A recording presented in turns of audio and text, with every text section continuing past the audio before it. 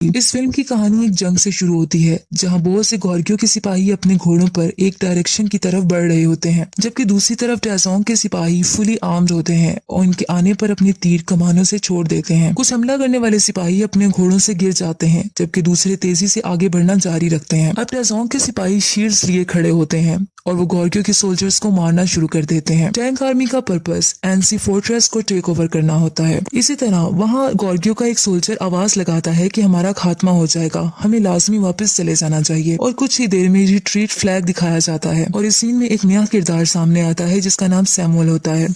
एक जगह ये दिखाया जाता है कि टैजोंग खड़ा है और वहाँ वो एक बैठी लड़की के बारे में पूछता है। उस पर इसका सोल्जर कहता है कि इस लड़की के बारे में कहा जाता है कि ये लॉर्ड्स के विजन्स को देख सकती है। इस लड़की के पास गॉर्गियों के बादशाह जमोंग की तीर का कमान होता है और वो इसको विक्ट्री की अलामत के तौर पर जंग से लेकर आई होती है। एम्परर टैजोंग तीर चलाने की कोशिश करता है और लेकिन इसका सोल्जर बताता है कि इसको कोई वील्ड नहीं कर सकता। इसके बाद जनरल योन सैमुअल को कैडेट यूनिट का हेड बना देता है और इसको कहता है कि तुम लॉयल हो। फिर इसको बताता है और इसको एक रिस्पॉन्सिबिलिटी देता है और इसको कहता है कि तुम फोर्ट्रेस की तरफ जाओगे और उसको हासिल करोगे और तुम यांग का कत्ल कर दोगे। इस पर उसे एक तलवार दी जाती है। सैमुअल कहता है कि मैं अपनी जिंदगी की कसम खाता हूँ कि ये आपका मिशन पूरा करूंगा। इस तरह नेक्स्ट सीन में सैमुअल कुछ सोल्जर के साथ एक फील्ड में पहुंचता है। वहाँ कुछ लोगों की एक कार्ट निकलवाने में मदद भी करता है। सैमुअल पूछता है उन लोगों से, क्या तुम एनसी हो? मैं कमांडर से मिलना चाहता हूँ। इस पर वो आदमी बताता है कि मैं कमांडर हूँ और मेरा नाम यांग है। कमांडर यांग का साथी कहता है कि मैंने सुना है कि टैजोंग ने स्पाइस को भेजा है जो हमारी जुबान बोल सकते हैं। ये लाजमी वही लोग होंगे। सैमुअल के सोल्जर्स ये सुनकर तलवार निकाल लेते हैं लेकिन मारे जाते हैं। फिर सैमुअल की तरफ तलवार लेकर बढ़ा जाता है लेकिन यांग उस अपने साथी को मना कर देता है और इसे साथ लाने का कहता है और ये भी कहता है कि हम इन्वेस्टिगेट करेंगे। फिर सैमुअल को यांग अब एक जगह ले आता है और इसे इंटेरोगेशन करता है और इसे कहता है कि योन्स के आदमी मुझे गद्दार कहते हैं। तुम यहाँ गद्दार के फोर्ट्रेस में वापस आ गए हो। और सैमुअल बताता है कि दुश्मन मेरा पीछा कर रहे हैं, मैं अगर इसे पसंद करूं या ना करूं, एनसी मेरा घर है।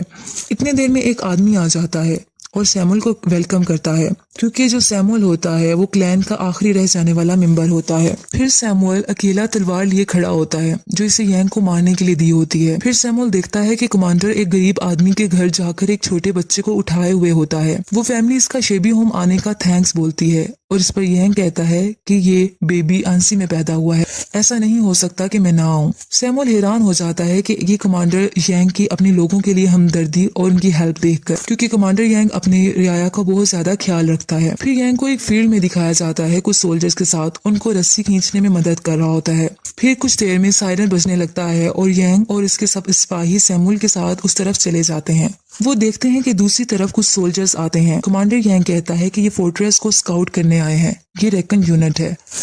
अगर ये यहाँ है तो टैजोंग दूर नहीं है, वो जल्द ही यहाँ इस कैपिटल को लेने के लिए पहुंच जाएगा।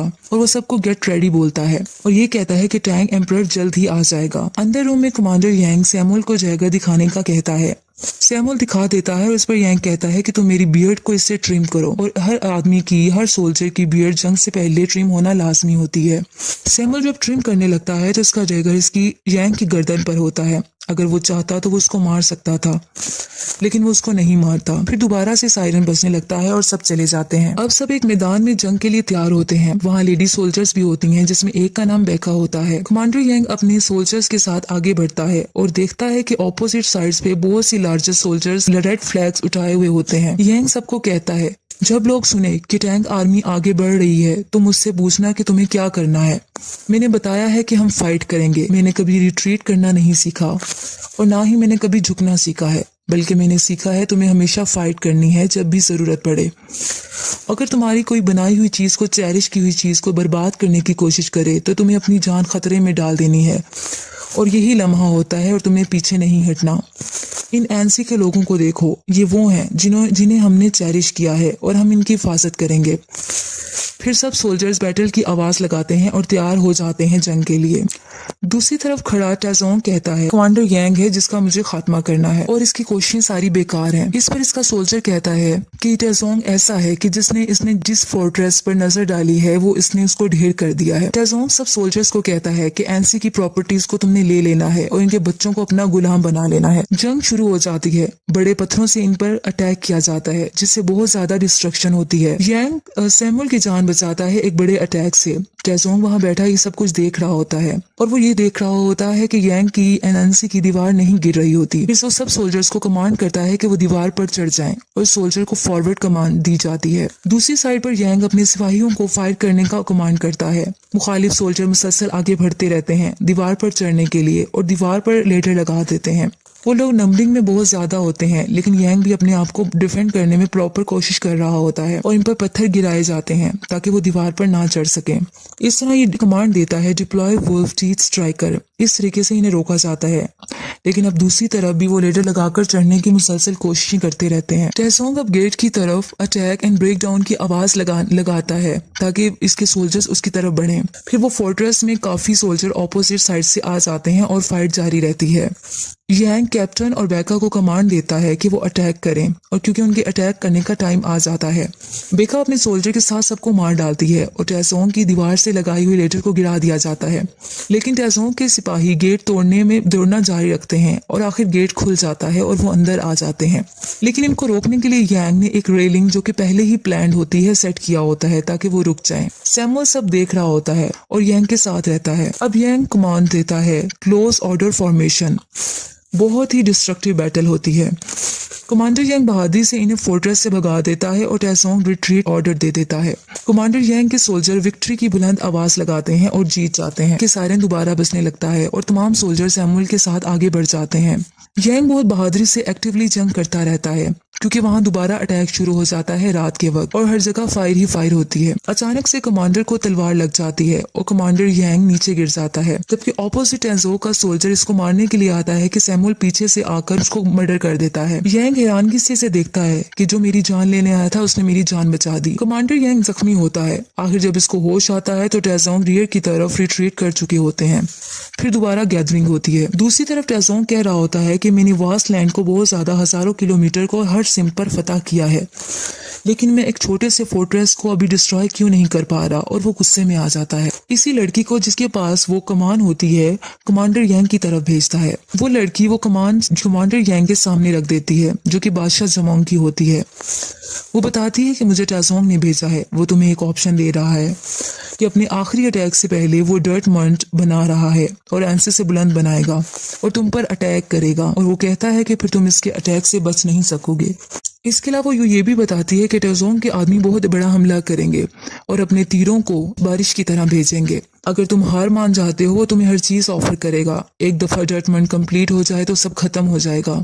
लेकिन यांग कहता है कि मैं एंसी का डिफेंड करना चाहता हूँ। टैजोंग को बताया जाता है कि प्रोग्रेस बहुत तेजी से है और 2 मंथ्स में प्रोजेक्ट को हम मुकम्मल कर लेंगे, सर्दियां आने से पहले पहले। देखने वालों की नजर में वो डर्टमंड वो हकीकत में एक बहुत बड़ा माउंटेन बना रहे होते हैं। दूसरी तरफ कमांडर यांग समझता है कि हम गद्दार हैं, जैसे कि सैमुअल इसे बताता है। सैमुअल इसे इजाजत लेता है। वो कहता है कि अगर आप मुझे इजाजत दें तो मैं जनरल योन के पास चला जाऊं। मैं आपको महसूस करता हूं, लेकिन योन कभी अपना माइंड चेंज नहीं कर सकता।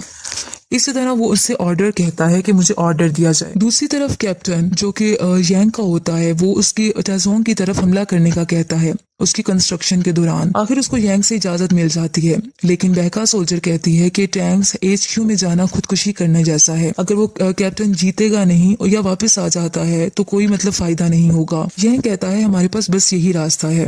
टैजोंग के सोल्जर्स बैटल की तैयारियों में होते हैं। वहाँ कैप्टन जाकर अटैक कर देता है रात के अंधेरे में, लेकिन वो एक ट्रैप होता है और कैप्टन को बुरे तरीके से जख्मी कर दिया जाता है और उसको वापस भेज दिया जाता है। आखिरकार कैप्टन मर जाता है। बेका कैप्टन की डेड बॉडी की तरफ आती है और बहुत रोती है, लेकिन बाद में पता चलता है कि वही लड़की जिसके पास जमोंग की कमान थी उसने एक एरो के थ्रू उनको पैगाम भेजा था और एक ट्रैप बिछा दिया गया था। उस लड़की को सोल्जर्स की तरफ से मार दिया जाता है। फिर बेका टैजोंग के सिपाहियों के पास चली जाती है सिर्फ कैप्टन का बदला लेने के लिए, और टैजोंग से फाइट करती है और इसको भी मार दिया जाता है और इसकी बॉडी को रिटर्न कर दिया जाता है। नेक्स्ट सीन में सैमुअल जनरल योन के पास चला जाता है। वो योन को कहता है कि कमांडर एनसी अपने आदमी अपनी जिंदगी के लिए लड़ रहे हैं और एनसी लोगों के लिए। और इसके अलावा ये भी बताता है कि जैसे ही मन मुकम्मल हो जाएगा एनसी खतरे में आ जाएगा। यांग गद्दार नहीं है, वो गॉर्गियो का दूसरा आदमी है। जनरल योन ये सुनकर कहता है कि क्या तुम्हें मैंने इसलिए भेजा था ताकि तुम मेरे ऑर्डर्स को फॉलो ना करो, और मैंने तुम्हें आंसी इसलिए नहीं भेजा था तो कि तुम ये इल्फाज बोलो। इसके बाद वो अपनी स्वॉर्ड इसकी गर्दन पर रख देता है।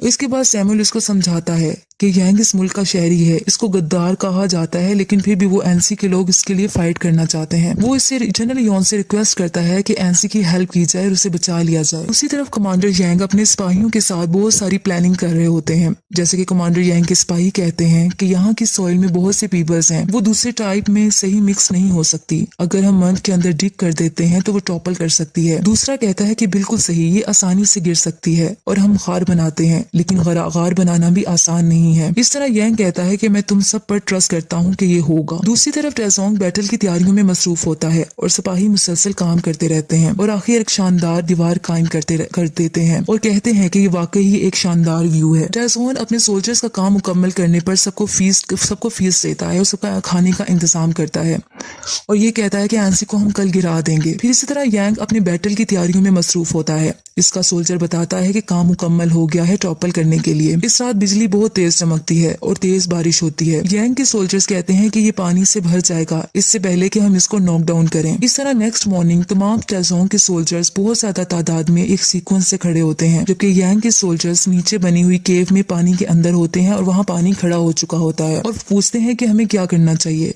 इनमें से एक कहता है कि हम अपनी कुल्हाड़ियों से इसको चॉप कर सकते हैं। जैसी जगह इन्होंने बनाई होती है वो पानी से भर जाती है, वहां जाकर वो कॉलम्स को काटने लग जाते हैं अपनी कुल्हाड़ियों के जरिए। जंग शुरू होने लगती है जबकि यांग के सोल्जर उस केव में मुसलसल कॉलम्स को तोड़ रहे होते हैं। जैसे ही टेजोंग के सिपाही हमले के लिए इस बनी हुई जगह पर स्किलफुली आते हैं, वो गार से यांग के सोल्जर इसकी रूट्स को खत्म करने लग जाते हैं, जिससे वो बनी हुई जगह हिलने लगती है और वो बना हुआ डर्ट मंड गिरने लग जाता है। यांग के सोल्जर्स उस कार में अपनी जान की कुर्बानी दे देते हैं सिर्फ एनसी पीपल को बचाने के लिए और इस तरह टेजोंग आर्मी की जो टेजोंग की आर्मी होती है वो मंड से नीचे गिरना शुरू हो जाती है और प्लानिंग कामयाब हो जाती है। टेजोंग की आर्मी डिस्ट्रॉय हो जाती है और बहुत बड़ी डिस्ट्रक्शन होती है। अब यांग आगे बढ़ने की कमांड करता है और एनसी सोल्जर्स हमला कर देते हैं। यांग खुद भी तलवार लेकर उन पर हमला करता है और आगे बढ़ता रहता है। सब खुशी से आवाजें बुलंद करते हैं और फाइट मुसलसल होती रहती है। टेजोंग कहता है कि मुझे यांग का सर प्लेट पर रखा चाहिए, मैं नहीं रुकूंगा जबकि एनसी हमारा ना हो जाए और नॉन स्टॉप अटैक जारी रखो। अटैक्स दोनों तरफ से बराबर होते रहते हैं और इससे एरोज एक दूसरे पर गिराए जाते हैं। इवन के वॉर होते होते रात हो जाती है। अटैक्स मुसलसल जारी रहते हैं। यांग अपने सिपाहियों का हौसला बुलंद करता रहता है कि वो हिम्मत न हारे। नेक्स्ट मॉर्निंग भी ऐसा होता रहता है। अब यांग के हाथ भी बहुत ज्यादा जख्मी हो जाते हैं क्योंकि मुसलसल फाइटिंग हो रही होती है। अब यांग बादशाह जुमोंग की कमान मंगवा लेता है और अपने सोल्जर्स को लाने का कहता है, लेकिन दूसरी तरफ सोल्जर कहता है कि इसको कोई वील्ड नहीं कर सकता।